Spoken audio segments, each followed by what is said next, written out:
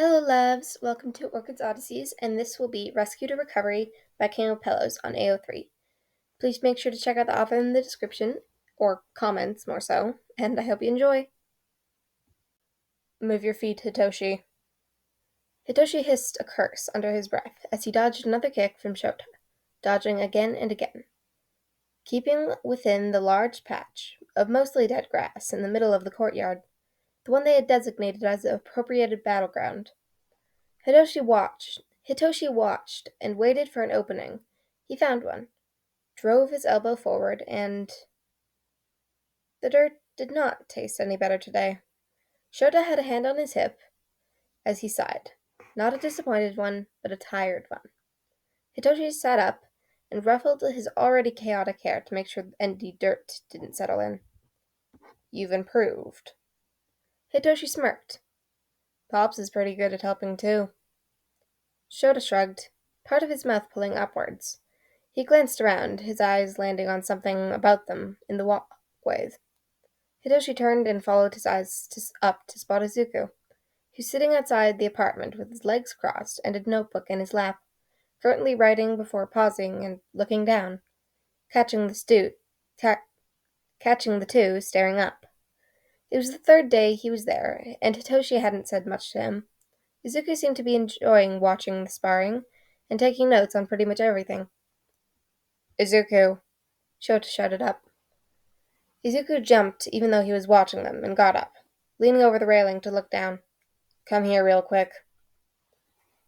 After a moment of looking around, Izuku swept his pencil and notebook into his hands and disappeared around the corner, showing up minutes later from the stairwell and crossing the courtyard. The notebook, this one blue, pressed to his chest and crossed his arm with the pencil gone.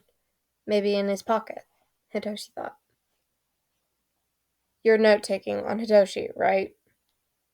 Hitoshi's head whipped from looking to Izuku to his dad, then back to Izuku. The boy rubbed the back of his neck, and nodded silently. He held the notebook out with one hand. First pages. Shouta took it carefully and flipped to the first page. Hitoshi leaned over to read the pages too. The first page was covered in numbers, arrows, and messy writing. The next two pages were headed with Eraserhead and Hitoshi's given name. Looking at the two fighting techniques of both, the notes were taken, seemingly at random, and written in small, neat handwriting. Some lines were scratched out, question marks were common, and there were numbers, notes in the same messy handwriting as the first, scribbled in the margins. What's with the numbers? Hitoshi found himself asking. Oh, I wanted to keep looking into heroes so I can learn from them. And I was working about stat numbers. It's a system I'm working on, and I was testing it out, sort of while I was watching you, so, yeah. Shouta was nodding softly as he looked through Hitoshi's pages of notes. Most of them commentary on footwork and the timing.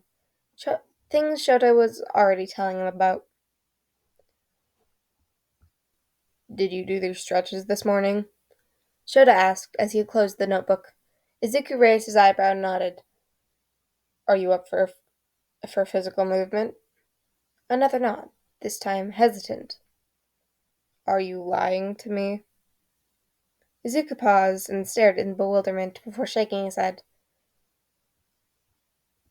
Could you get a better analysis if I referee a spar? Now Izuku looked at Shouta in surprise. Hitoshi did too. A spar? Really? I guess I could.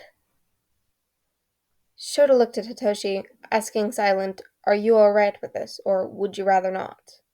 Hitoshi shrugged and stuffed his hand in his pockets of his sweatpants. Fighting you and Pops has made you pretty predictable anyways. Alright, to the grass, no quirks, and don't do anything dangerous. As if fighting Rabbit wasn't already dangerous, the two boys walked into the grass, as Izuku took off his jacket he'd been wearing almost non-stop, setting it down next to Shouta, the water bottles, and his notebook, before walking back over. Izuku immediately fell into a fighting stance once Shouta started a mock countdown. Hitoshi only took a slight notice of how on the toe he stood, and how his nervous expression fell into a neutral one. Shouta finished his countdown with a start, and everything was still for only a second. Hitoshi was now on the immediate defense as Izuku shot forward, thrusting his arm out with his hand flat, going past Hitoshi's head, then coming back with his elbow, one Hitoshi could not dodge. Izuku spun as Hitoshi stumbled forward and turned on his heel to face the Izuku. The heck was that? Izuku's eyes didn't rest on one thing for too long, scanning for an opening. Hitoshi kept his arms in and his stance ready. Izuku still stood on his toes. Hitoshi spotted the opening in his legs and went for it, sweeping a wide kick to knock Izuku's legs out. It barely worked, and Hitoshi managed a solid hit to the chest. Izuku stumbled back, stunned for all but a second. Then the greenette darted forward to land a hit on Hitoshi's sides. The two threw blows back and forth. Hitoshi saw Izuku slow and thought he had the upper hand. He went in for a left hook. He was caught in a lock, and... oh well, this guy looked nice today. Did this kid just throw him? Hitoshi felt his hand being let go of and dropping to the ground, and saw another entering in his view, offering to help him back up. Help Hitoshi stared at, but didn't accept. Izuku took a step back and let Hitoshi stand on his own, swiping the dirt off his pants as he did so. Shouta had his arms crossed as he looked between the two, still sitting on the ground not far away. Good fight, Izuku. Oh, Izuku turned to Hitoshi and paused for a moment, clearly thinking over what to say. Your stance, it's too tight. You're standing on your full foot even when you're trying to offense, and it makes you slower, I guess. Your left hook is too wide. It was telegraphed too early and left your chest open. Made it easy to dodge and throw you. Hitoshi's eyebrows went up, and Izuku went over to pick up his notebook, pulling out his pencil from his pocket and writing quickly, probably everything he had just said. Shouta was just watching the exchange. So, how do I fix any of that? Hitoshi asked, putting a hand on his hip. He didn't know what tone he was using, but it was somewhere between flat and frustrated. He didn't know why. Well, you can work on stances. Another hour was taken, where Izuku was showing Hitoshi various other stances, the ones he found most useful in the field, and how to do better on punches. Things Shouta and Hizashi certainly weren't teaching him. Hitoshi watched over that course of time, somewhat understanding what exactly the kid was saying, and watching him open up just a little bit. Should he be calling Izuku a kid? They were the same age. Maybe it was the height that threw him off. Dinner was called, and Hitoshi, as tired as he was, walked away satisfied with the training. Shouta was walking ahead of the two, and Hitoshi trailed back to walk beside Izuku.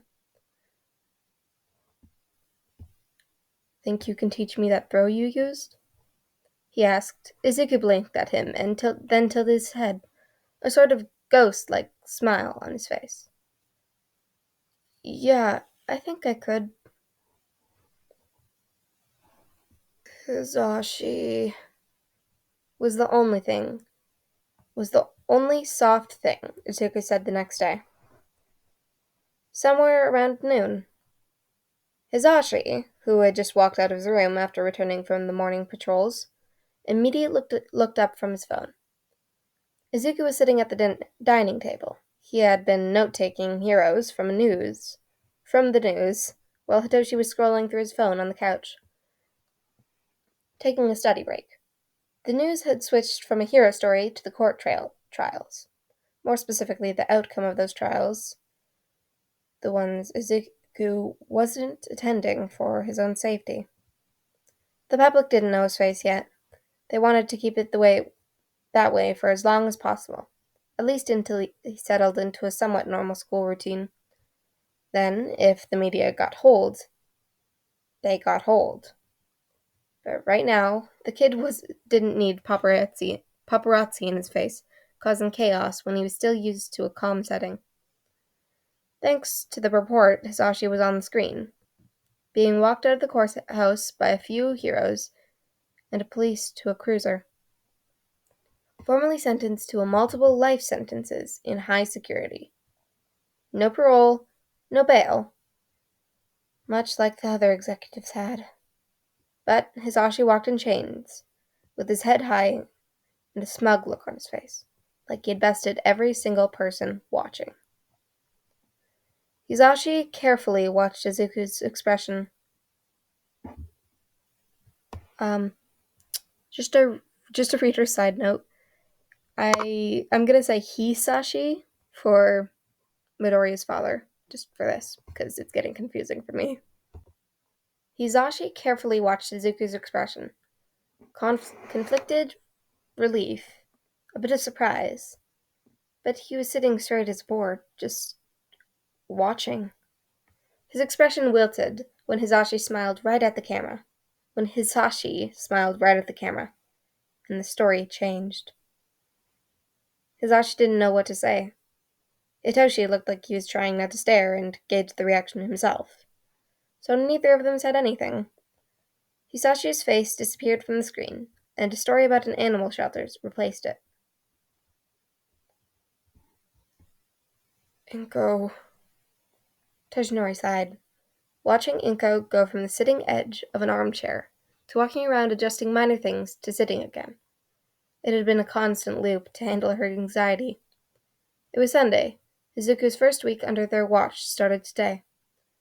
Though once the UA classes had started, he'd be arriving after school on Mondays. Now sitting, Inko was tapping her slipper-covered foot, lightly, as some reality show played softly in the background. Toshinori was wiping down the kitchen counters, looking over the half-wall into the living room. Yeah? It will be fine. Toshinori's attempt at comfort didn't work for either of them. Both of them were nervous. Inko sitting between excited and nervous about having Izuku in the house. Toshinori only really nervous because he had never met the kid.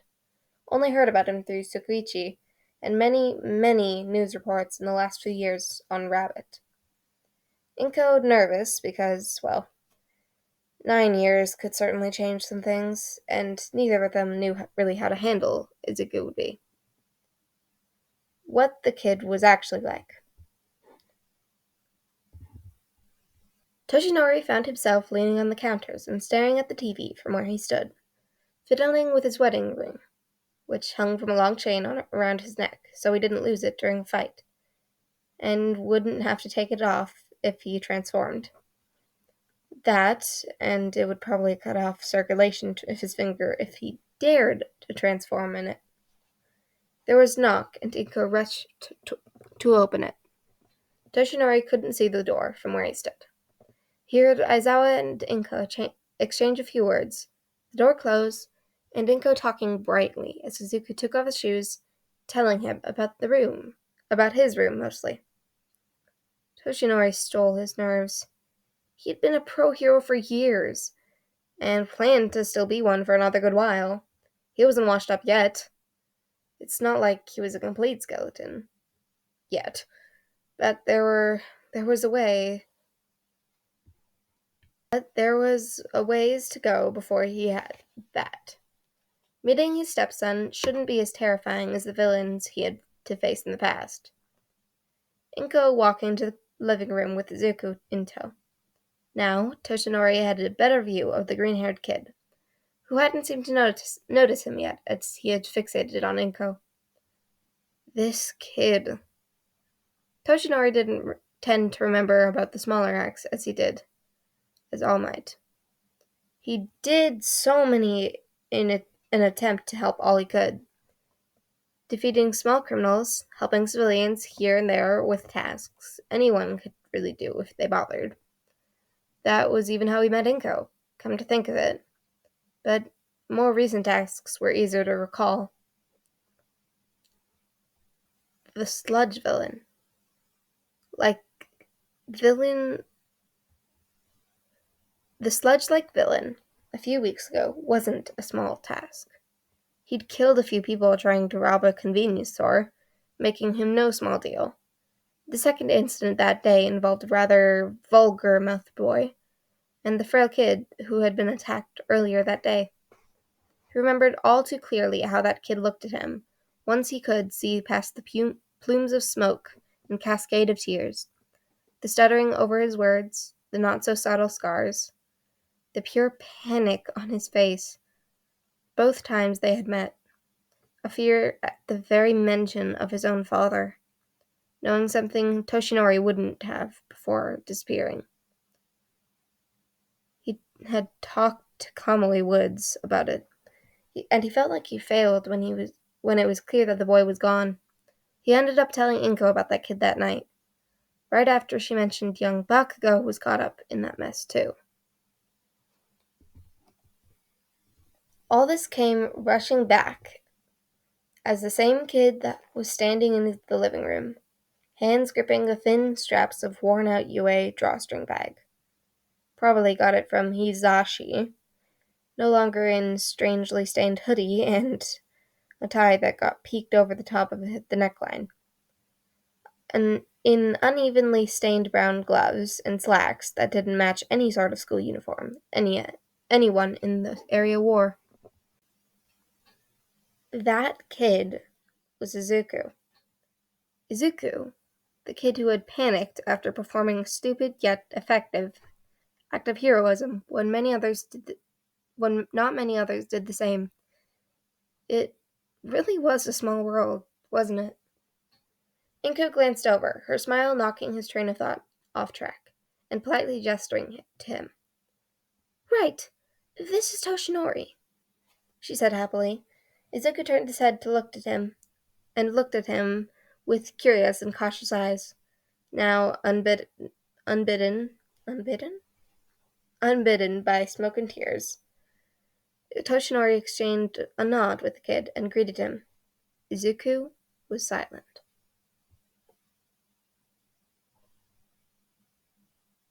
Toshinori had been in the corner of Izuku's eyes ever since he had walked in. At least before Inko introduced him, he suspected this was him, watching him with an expression he couldn't read without giving away that he wasn't hidden. Yet this man wasn't what Izuku had expected, though he didn't really expect anything about him in the first place. He was tall, decently built, yet he looked rather like he was in the process of withering into skin and bones. Not quite rail thin, but his cheekbones were definitely more prominent than the photo in the hallway. The whites of his eyes were strangely black, and blue shone through clearly. He didn't like being watched like that. He felt judged. Though the greeting was nice, and the expression was wiped away as soon as Inko looked at him, holding something much lighter. It was clear Inko had some sort of ability to lift spirits.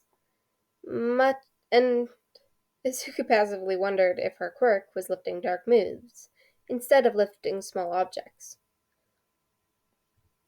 "Oh, you have those tests tomorrow, don't you?" Inko asked. She looked like her mind was running on 100 different things at once.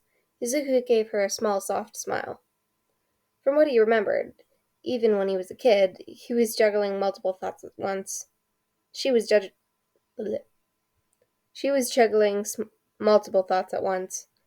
Work, probably divorce, and him must have not been easy. "Are you ready to start those?" "I think so. Hitoshi studies in the dining room sometimes and lets me read what he's been working on. So I think I can manage it." "Great. You'll do great. If you want to settle in, you're welcome to. And there's—" Inko was cut off by a shriek from her cell phone. She pulled it from her cardigan pocket and looked at her ID. Her face turned annoyed. "Oh, it's work. I'll be right back." Inko turned and walked towards her room as she answered, starting to softly berate someone for calling her on her day off. Izuku, now left to his own devices, looked around.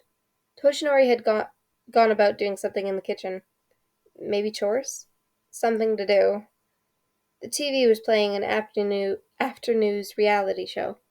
His eye spotted an odd patch on the floor behind the couch and made him feel sick, though he wasn't quite sure why. He did feel Toshinori's eyes on him ever so often, so to escape it, he went towards his room, closed the front door with an All Might nameplate hanging from it. Nostalgia hit him before he even opened the door.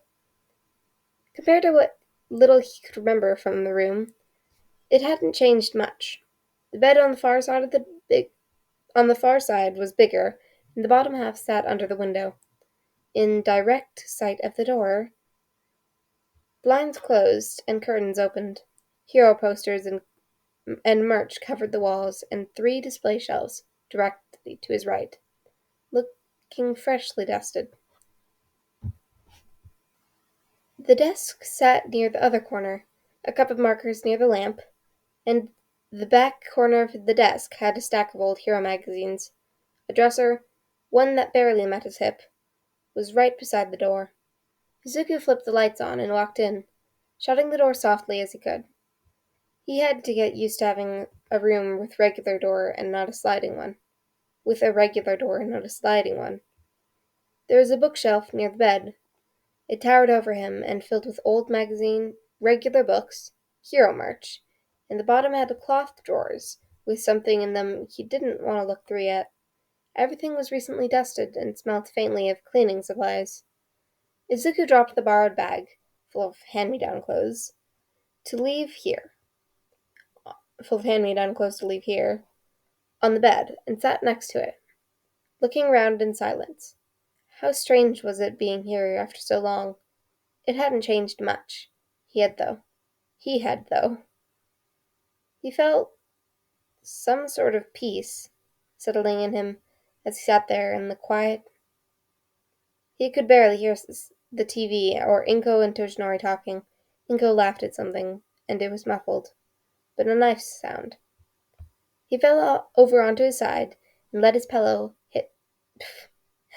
hit the pillow, finding it softer than expected, just sitting there and breathing, and still finding it oddest that he could. And that was part 1 of chapter 2 of Rescue to Recovery by King of Pillows on AO3. Hi. Wow, we have 126 subscribers. That is insane to me. I'm still processing it a little.